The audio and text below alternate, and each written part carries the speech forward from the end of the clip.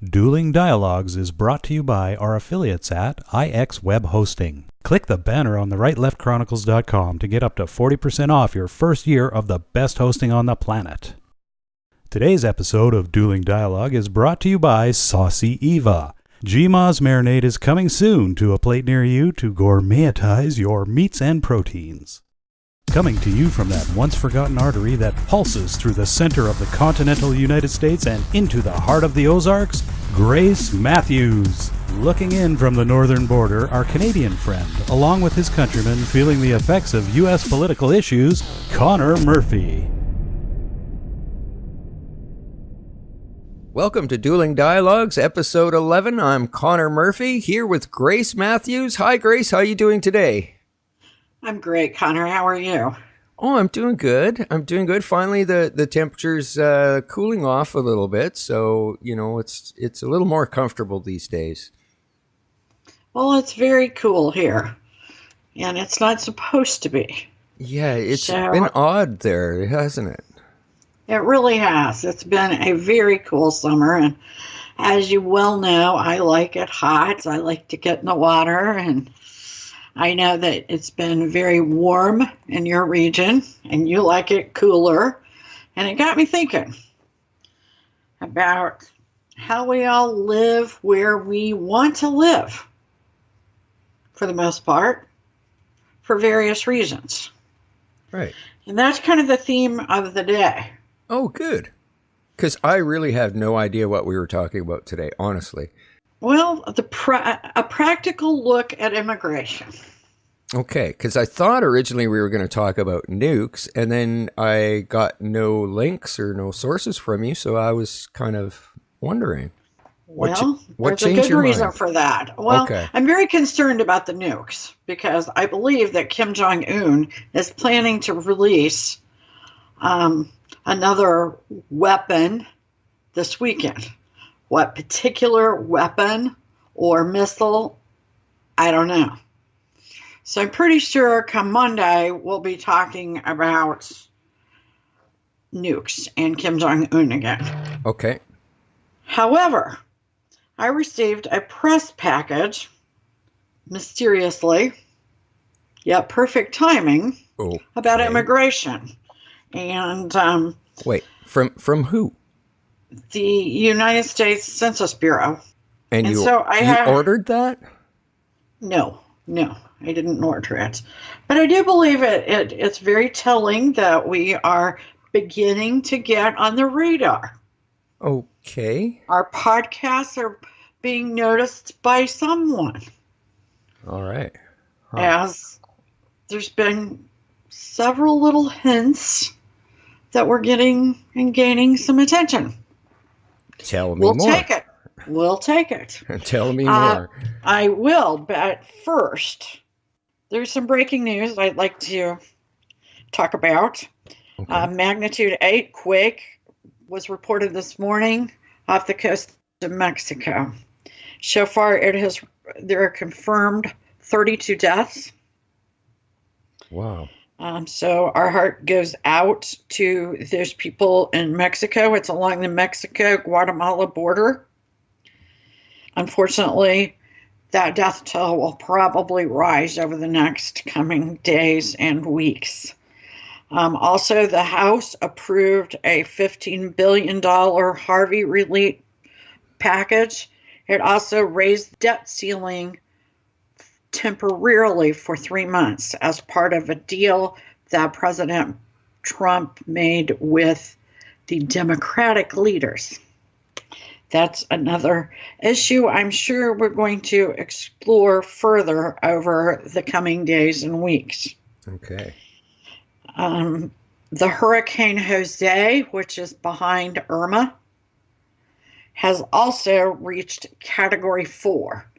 Hurricane Irma will be hitting land at least a Cat 4. It is only 2 miles short of a Cat 5. Wow. The Keys are already beginning to feel the winds. They're not sustained yet, but they are feeling it. Another piece of breaking news is the DOJ is declining to charge Lois Lerner in the IRS scandal. I do not have any more details on that, but it's certainly interesting as to why Trump's DOJ office would not charge her. Interesting. We will hopefully have some more information about that next week. Just moments ago, it's reported that country music star Troy Gentry has died in a Pennsylvania helicopter crash. Oh, wow. That's very sad. So It is. I'd like to start this by saying we have the Hurricane Harvey victims on our minds, the potential victims of Hurricane Irma, and the victims of the devastating earthquake in Mexico.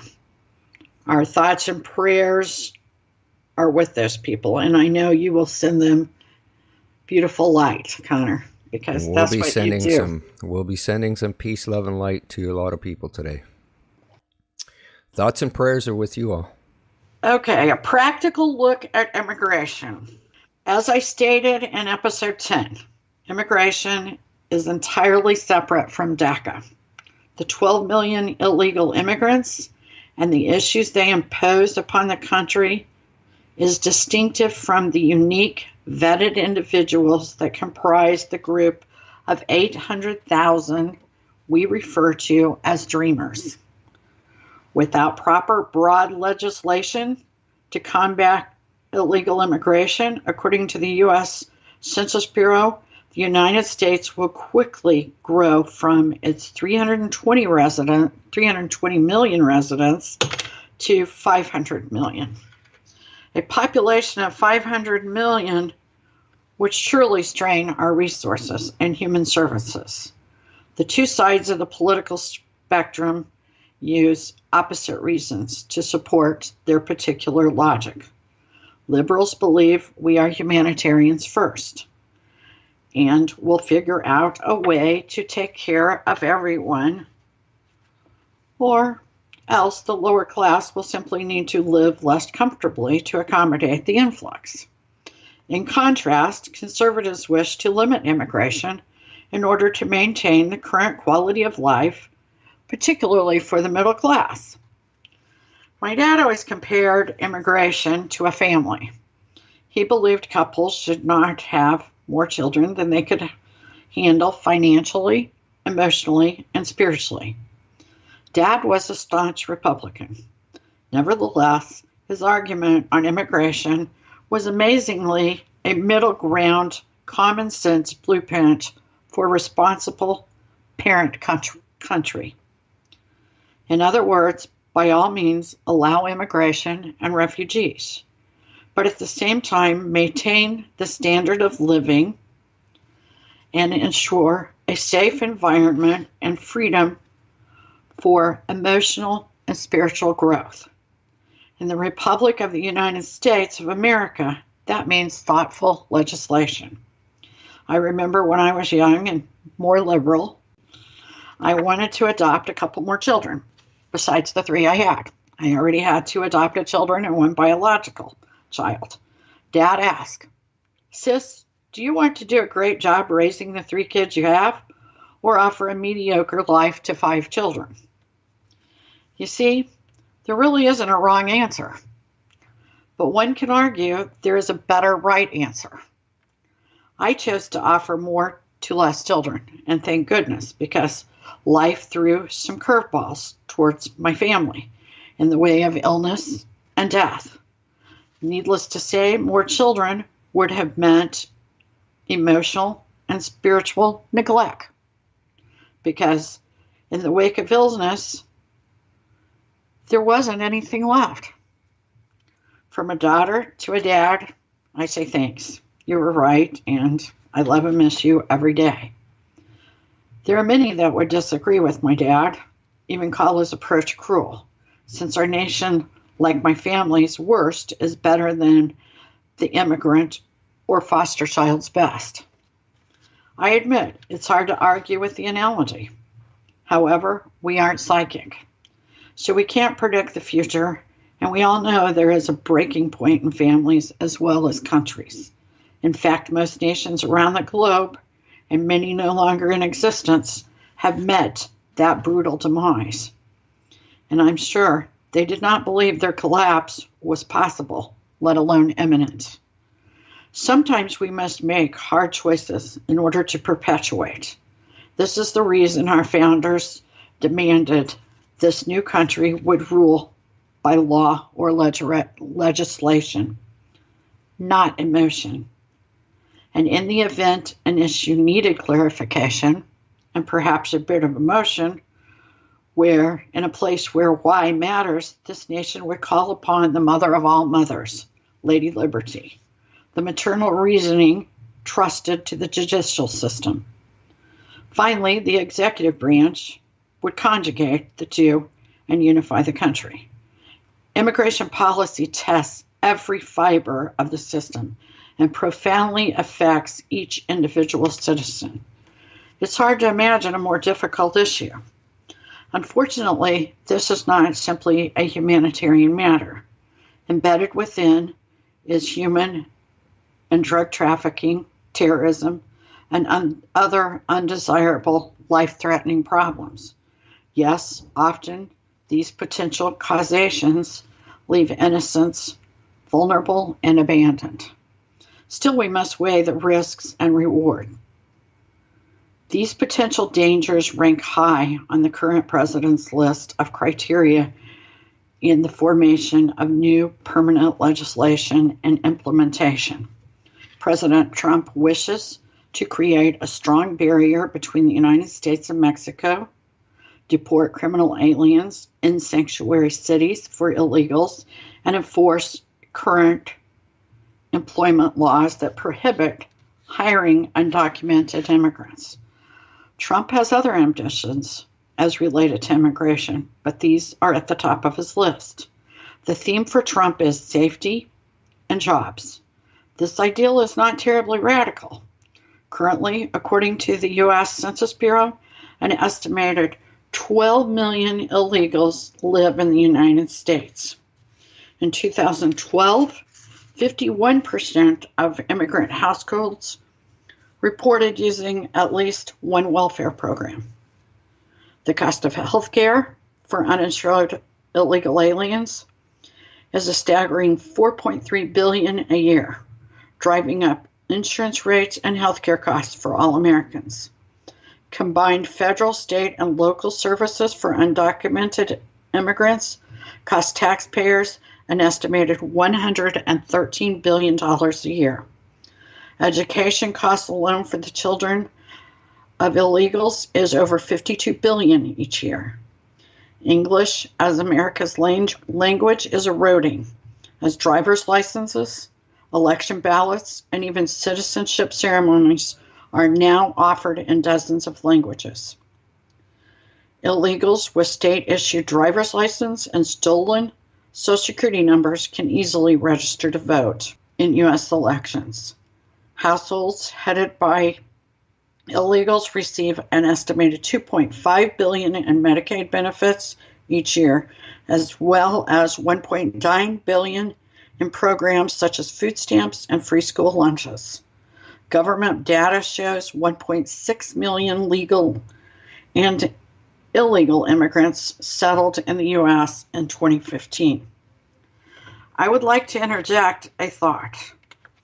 Be careful with the lives of others. It isn't always our place to define a route to happiness for others. I'm often reminded of this when I go to the local workshop for people with disabilities. My special needs son works there. These fine people always take my breath away, as they seemingly have so little. Yet, as a whole, their happiness far exceeds others I know. Our things, or possessions, often create problems. Would most immigrants be happier at home if they felt safe? Wow. Where do I even start on that? You got that bunch of data from that press package? Well, I got the data, yes, from the press package. Obviously, my stories are my own. Right.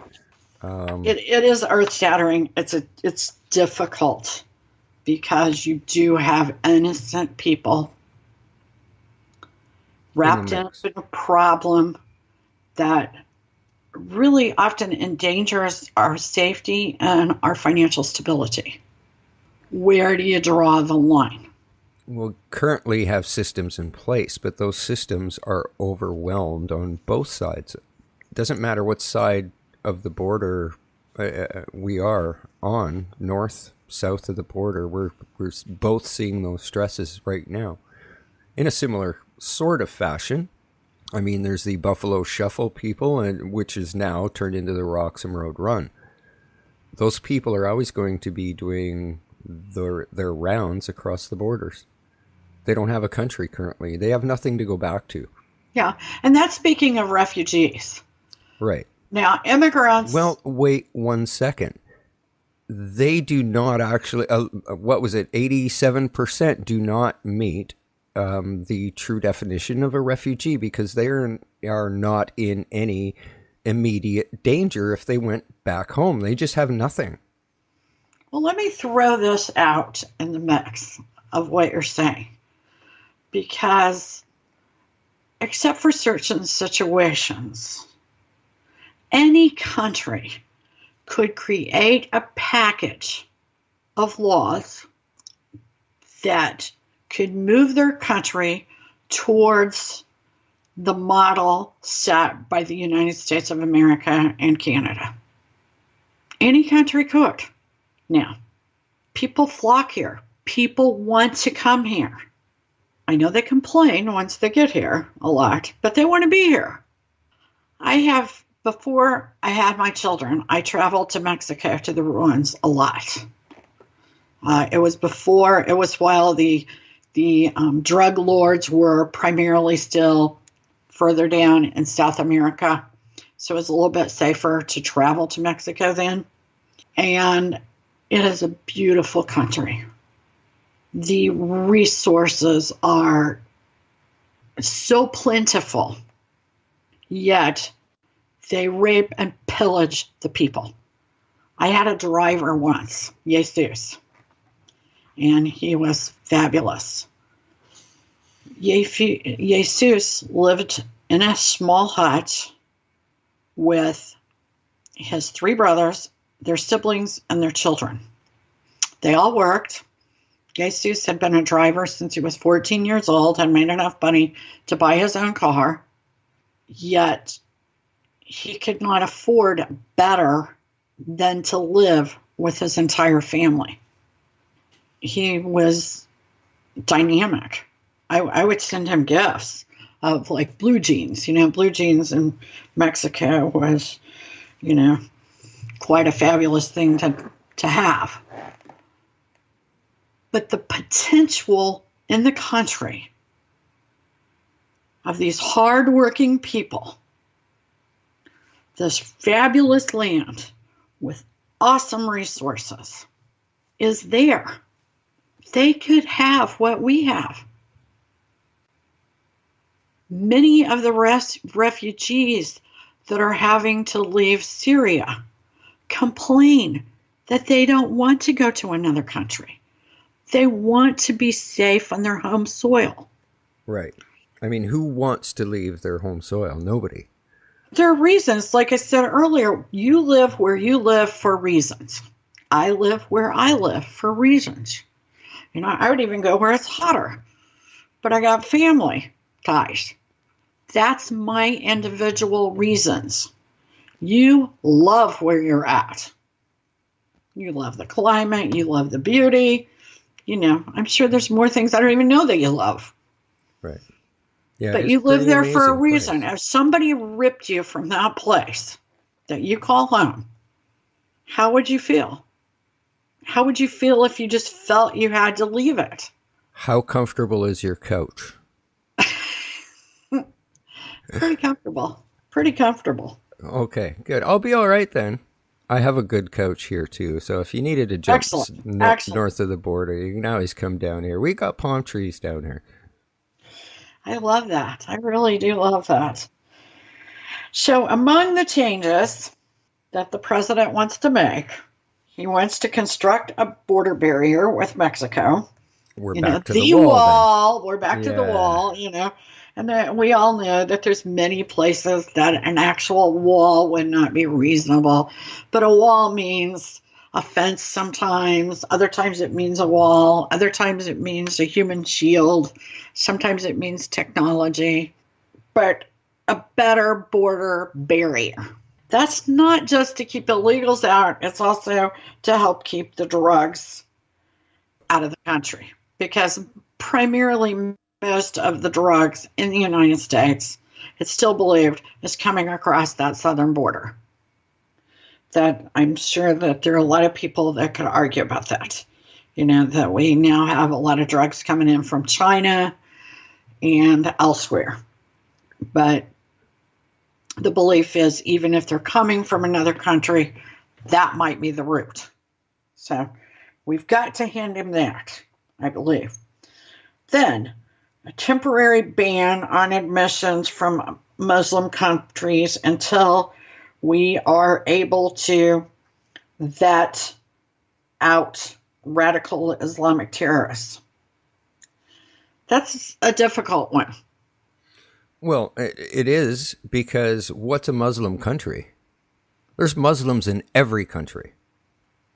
So that's true. What is the classification of a Muslim country then? Well, actually, the Obama administration created a list of 7 countries. A label. And that is exactly.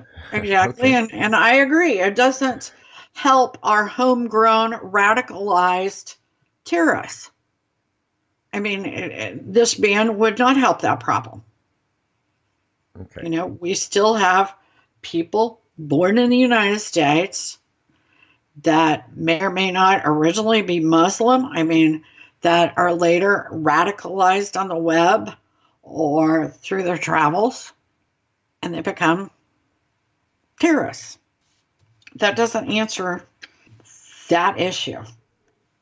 So I have mixed emotions about that. I don't know. And we still have the problem.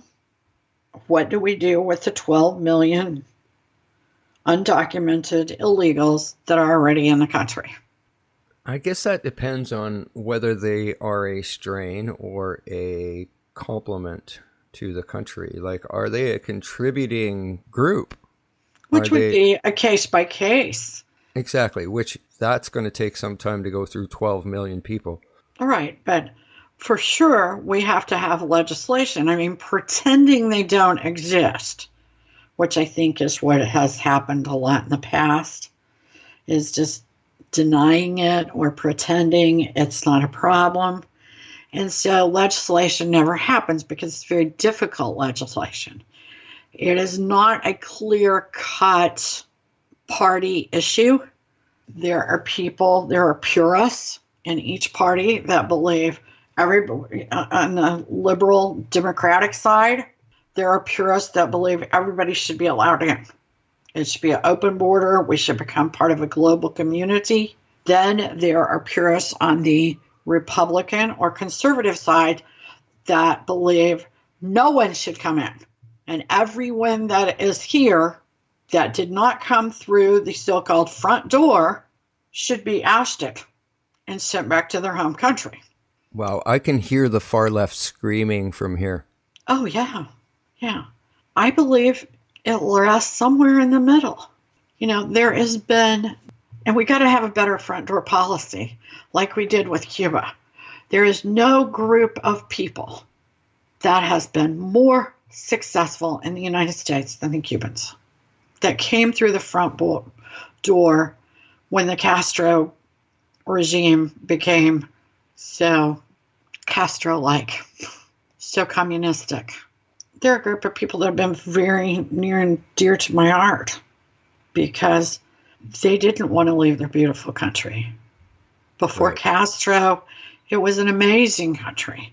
Again, much like Mexico, resources. They grew things. They celebrated. They had wonderful arts and entertainment. And They have a real culture. a real culture and really kind of a melting pot there. During the founding of America, that became one of the first melting pots. You have Cubans, natural Cubans, that are many different skin colors and many different cultures. So they were all melded together beautifully. And of course, Castro ruined it all. And Raul is just an extension of his brother. But Castro wasn't as bad, or not even close to being as bad as some of the other communist rulers. So I don't know if you can even compare him to other rulers and other countries. It was fairly relaxed, and they were allowed to carry on most of their cultural traditions. I think it's a deeper subject, and it's not just as cut and dried as it looks from the outside. There's still a lot of other things to consider. Immigration is definitely, big in the news. It's not going to change. It's only going to get worse as time goes on and world population grows. We're going to need to put a lot more dollars into immigration and some of the border services. So those kids out there, right now wondering what they want to do in school or what's going to have a good future in them, I tell you, border control, anything to do with border control is going to be big, or humanitarian services, because we don't have a choice. These are not choices that the United States or Canada made. We made a good place to live, and people that don't have a place to live, really, they're dreamers. And they what do? You tell your kids to follow your dreams. Yeah, and in some places that is nearly an impossible feat. All right. We agree on that. We do. We don't always agree, but life's a journey, and we're all in this together. Thanks for listening. Godspeed to all the natural disaster victims. Godspeed, Connor. Godspeed to all of our friends out there. And Godspeed, Grace. Dueling Dialogues is brought to you by our affiliates at IX Web Hosting. Click the banner on the rightleftchronicles.com to get up to 40% off your first year of the best hosting on the planet. Today's episode of Dueling Dialogue is brought to you by Saucy Eva. GMA's marinade is coming soon to a plate near you to gourmetize your meats and proteins.